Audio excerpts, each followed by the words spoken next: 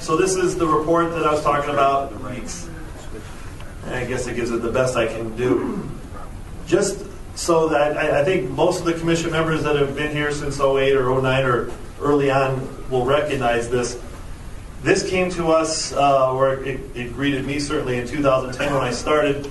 This was what we looked like in 2010 for the project. Marshalltown unacceptable, Gary South unacceptable, North, First Street, Griffith, all unacceptable. Forest Avenue was unacceptable, and the only two active pieces were small parts of Hammond and Highland. And the reason why that's important is that if there ever was a serious flood event or a disaster, we would not be a part of the program to seek reimbursement to fix our levees at 100% if we weren't active, and 80% if we are active. So we'll go forward 5 years and show you what it looks like today.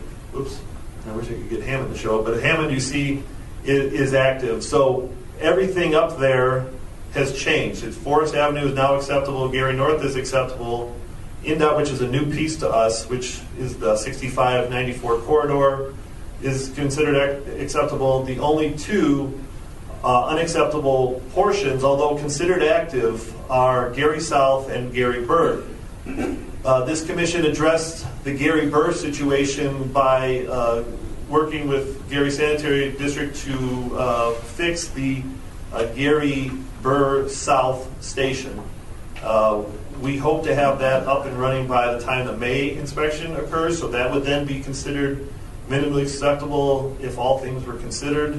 And then hopefully the Gary South one, which is driven by the simple fact of the Grant Street West pump station. So once those two pump stations are fixed and put accordingly, this entire system will then be considered, assuming nothing happens between now and May, we do our normal maintenance, which we plan on it, will be considered at least minimally acceptable and active, which is a great thing and something that will then hopefully better protect the people and the residents as opposed to when it was before 2010, certainly.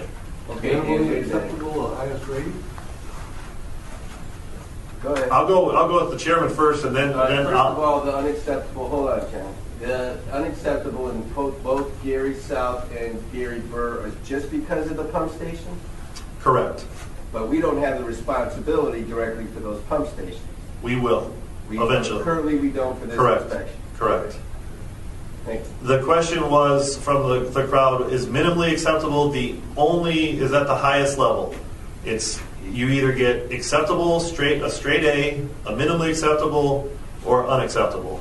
So I'm not giving, and I talked to Jodi about this today. I go, everyone's gonna look at it and go, why are you excited about minimally acceptable? When we go through the inspection reports, you will see what minimally acceptable is and why it's minimally acceptable and not fully acceptable. And you'll see some of the things aren't as severe as what you think they may be in the process. And actually, let's see if we can get out of this. Oops. Now, I'll go to the inspection report after my brief thing, because otherwise I'll mess this up. This is the gate structure that I was talking to you about by the BMV. That is a pump. We had to... In Hammond. I should probably go down to here's the aerial. My arrow is on the pump station. This is 8094. This is Indianapolis Boulevard. This pump comes underneath, all through here, and ends up right there. That's the station that you just saw. So that drains, this pump station is responsible for basically all of South Hammond. There are 3 sluice gates in this area. One was shut. This is a 96-inch storm sewer that drains all of South Hammond and parts of Hessville. So what could have happened is, with one stuck, you have reduced your capacity by that much of that water leaving the area. This is a closer version. If any of you guys go to the BMV, this is the BMV right here. And these are the 3 gates, 1, 2, 3, and this is the discharge area. So we had to dewater the one chamber, we had to drive down the gates, dewater the one chamber and all that pipe. So 96-inch pipe from that location all the way north. So that took about 8 hours to do. We had to send someone down there, wiggle the gate, get the gate to work. We got the gate to function, and now the gate is back up and functioning, which would, this, by the way, was an issue on our inspection report that we just received. This is what we found in there. I'm not sure how that gets through with stormwater, but it looks like somewhat of a rail tie. So that was pulled out of one of the things. And who's responsible for exercising those objectives? Well, it's a joint partnership between us and Hammond. We work together on doing it. When we exercise them up and down, we make sure that they're greased properly in accordance with the specs on the gates. This item is this is the Baker tree. So this is Broadway. Whoops, get my arrow here. This is Broadway Avenue. Down here is IUN. We have a situation currently right now that you'll see closer that this is a 60-inch combined sewer that runs through the river. That we have problems currently with these trees in this location and here and over here that are all dying and falling in. This is our pump station, our Broadway pump station currently, so I'm very familiar with this area. So what we're proposing to do and what we'll have done before next meeting is take out, oops, see I went, take out those trees. I've already screwed my own presentation. I'm going to, this next slide is the Georgia Street issue that I spoke about the emergency flooding. Those are about 4-foot culverts, 2 of which run underneath Georgia Avenue. Those guys, if you can see, they're well into that, and how much dirt and sediment has been built up by my friends the beavers. So we had to dig this all out. As I said, the northbound lane or the southbound lane of Georgia was closed down because of the water that was in there. You can see he's not a very short person, and he's well into it, and a lot of this was handwork. This is looking down. When I tell you about the sluice gates, there's a vault, the best way I can describe it. And the vault is I'm looking down through the grates into this vault, and you can see what the beaver has done is pushed all this stuff into that location. And actually you can see a small tree, if it's right there. That tree's probably about 6 inches in diameter, so he just pushed it all in there to make sure it was blocked, which causes us 2 problems. One, the gate's probably open, it was open on the riverside, which would allow water to go through, and ultimately, if I was ever to go through and try to close that gate, I would never be able to do a secondary closure on it, which ultimately would cause landside flooding. And that's the aerial of where we were at. The culvert is right about there. So it flows through right in this location, and this is the 4 culverts that run underneath the expressway. So the levee comes in this area here. And I must not be that excited. I made someone yawn back there. This is the Baker tree. I misplaced it. It should have been in an earlier slide, but this is what we're experiencing at Broadway. This is a tree. You can barely make out the head wall that's in this location here of a discharge, but it's growing through it. And then, you have to go back. Whoops, now you're going to make me. The joke is that there's actually a concrete wall underneath that tree, and the walls like this, the tree grew over like this to the point where the wall was inside of the actual tree trunk before it went up. And here's the wall here. If you can make it out, it's just a light gray area similar to what the tree's looking like. So then this is looking to the east. This is the 60-inch storm sewer that runs through here. And what we're fearful of is there's the tree that we've identified. There's a few others along the way. This only sits a little bit above the normal water level of the river. Those couple of trees come falling down, and then you have basically a dam that you have caused restricting the flow to the east, which is problematic. Which would take out the Broadway bridge. you would take out a lot of things. So here are all our good people that were attending to do the inspection, but I'm going to go mainly to the parts that matter the most, and so that you fully understand where we're coming from here. So Is this for the whole system, Dan, or just one segment? this is just for the Highland segment. Just one segment, 91 pages. Correct, and that's why I chose it, because it was very easy to go through. So the first thing is they check to make sure you have all your documentation and paperwork and your supplies, and so these are all considered A's. You can see the A, M, and U, and they'll be a lot more legible when you see them on your own computer. But you see what we've got graded. We got graded an A, so we have our action plan, our preparedness, we have all our supplies, we're ready to go, and in case there's a problem, we're there.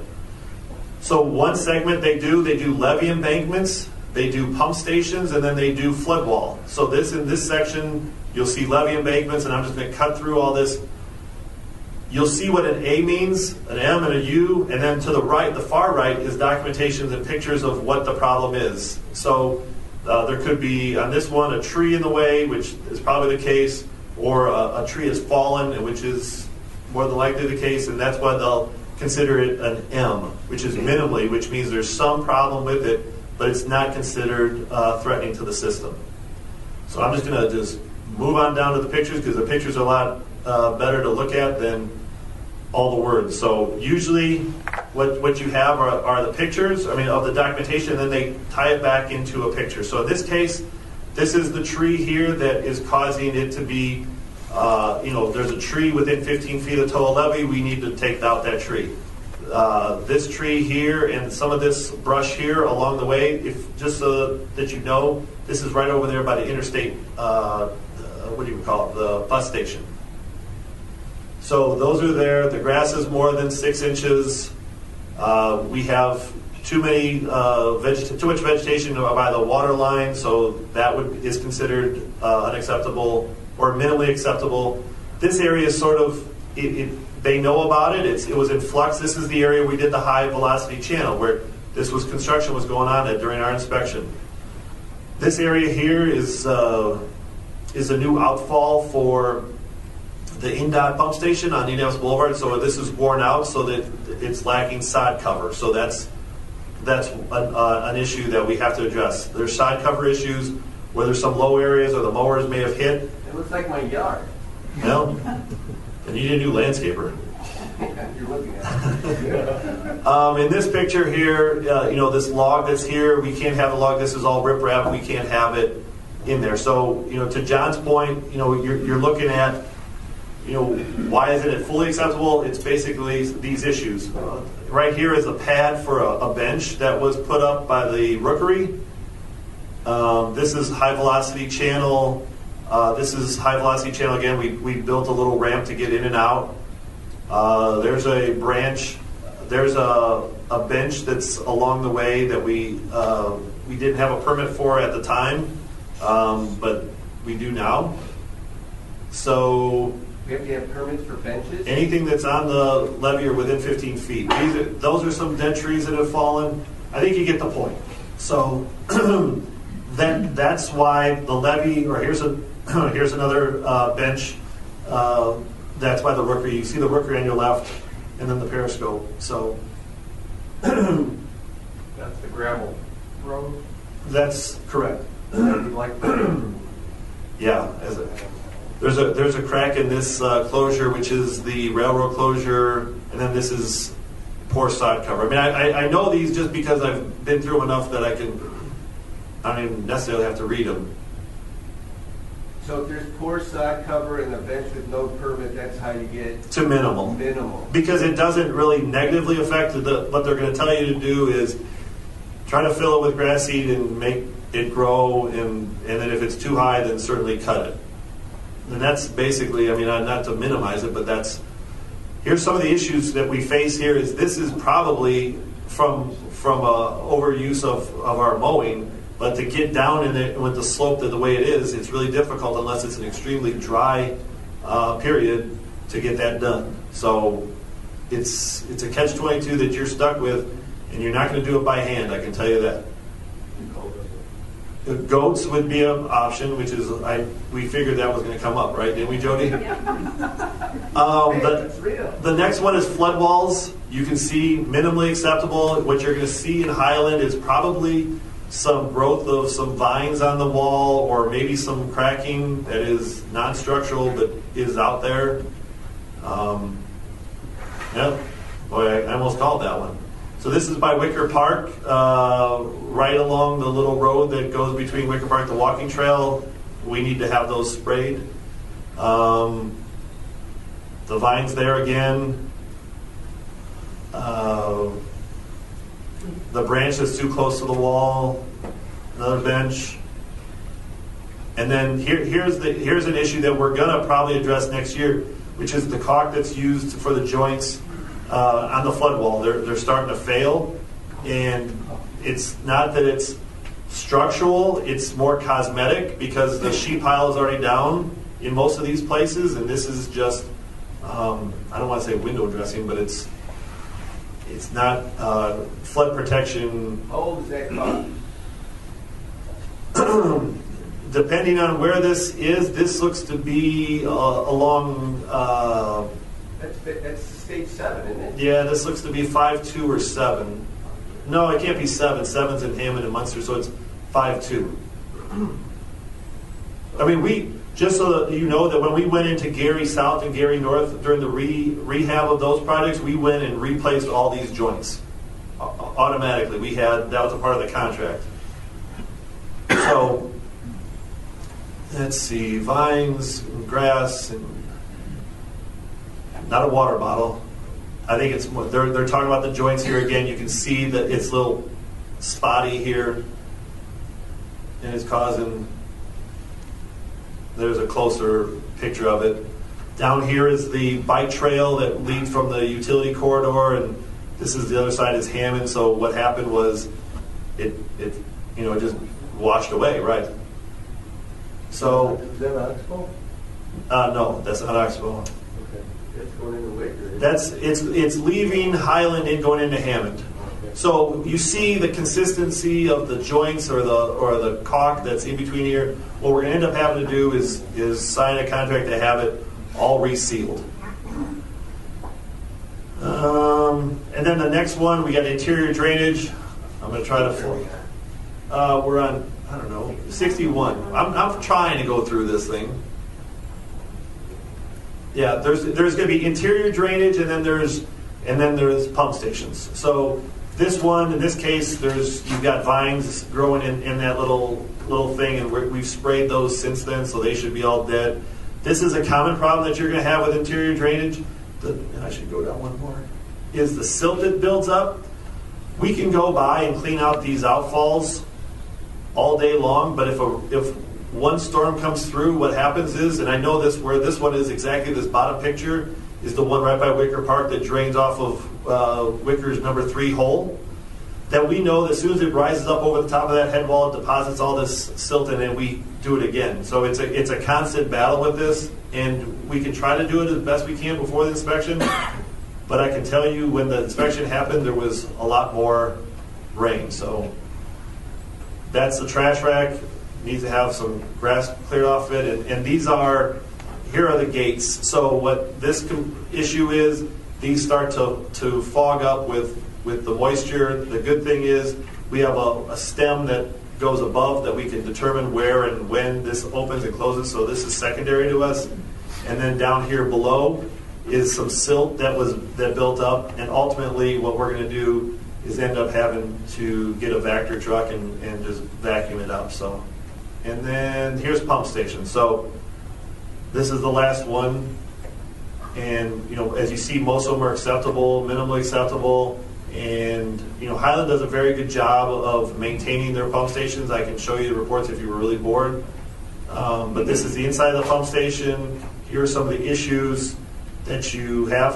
Most of it is signage. So for arc flashes, there is no signage for arc flash, so we need to put a sign on there for arc flash.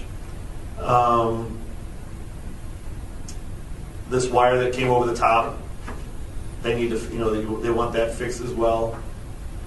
One of them is the need for GFI. There's a small crack in this wall here that they want fixed. I know this is exciting stuff, and hopefully no one ate really a big dinner because it's really boring. The bottom of that fence is broken, so we need to fix that. The generator they keep up to date. This is a problem that's going to be common. They need to fix these to the GFI so that they're in compliance with electrical standards. And there's another one, and you'll see a couple others. So you get the point of where I'm coming from with these, and that's why you see Highland as minimally acceptable. And then they give you this report, which coincides with the picture that they gave you and the location that it's at. So if you saw the picture and you saw PL 49, you know that it's right at that location. You can look it up for yourself. So what we use this, and we talked about today's operation and maintenance meeting, was basically how to address that, how to pick up the ones that we think we can get fixed by spring and do that. And one of those ideas was the caulking and doing that throughout the project. So that is really it for the inspection reports. That's Highland. If you want me to go through all 7 more, I'm just kidding. You can go through them. Some have more, some have less issues, but Highland was on the agenda for pump station reimbursement, so I figured I'd bring that one up. So